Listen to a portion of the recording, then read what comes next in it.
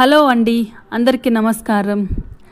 మరి ఈరోజు వీడియోలో చూసుకున్నట్లయితే జీవన వృక్షం అని కొబ్బరి చెట్టుని అంటారు. ఎంతమందికి తెలుసండి? మరి ఆ విశేషాలు ఏమనేది ఈ వీడియోలో చూసేస్తాం పదండి. ఈ కొబ్బరి చెట్టుని ట్రీ ఆఫ్ లైఫ్ అనగా జీవన వృక్షం అని పిలుస్తారు. ఎందుకంటే దీనిలో ప్రతి భాగము ఉపయోగపడుతుంది. ఆకులు, కాండము, కొమ్మలు, చెట్టు మరియు చెక్క, వేర్లు మరియు ఫలం కూడా.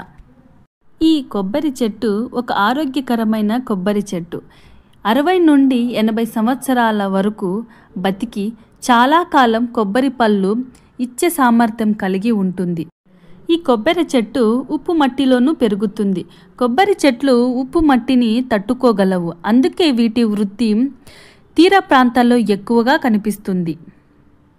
అంతేకాకుండా తుఫాన్లకు తట్టుకునే లోతైన మెట్టు చెట్టు తాను వంచుకొనేలా ఉంటుంది. కాబట్టి తుఫాన్లు సమయంలో కూడా చెట్టు తెగకుండా బతుకుతుంది. అనంతటా తానే నీటిని శోషించగలదు. వేర్లు భూమి లోతులోనికి నీటిని పీల్చగలవు. కాబట్టి ఎండాకాలంలో కూడా చెట్టు బతుకుతుంది. మరి కొబ్బరి గురించి చూసుకున్నట్లయితే కొబ్బరి నీరు శుద్ధమైనది.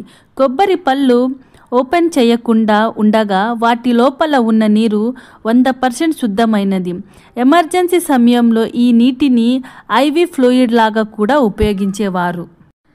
ఈ కొబ్బరి నూనెలో జీవక్రిమి వ్యతిరేక గుణాలు ఉంటాయి. కొబ్బరి నూనెలో ఉండే లూరిక్ యాసిడ్ అనే పదార్థం శక్తివంతమైన యాంటీవైరల్, యాంటీబ్యాక్టీరియల్ గుణాలు కలిగి ఉంటుంది.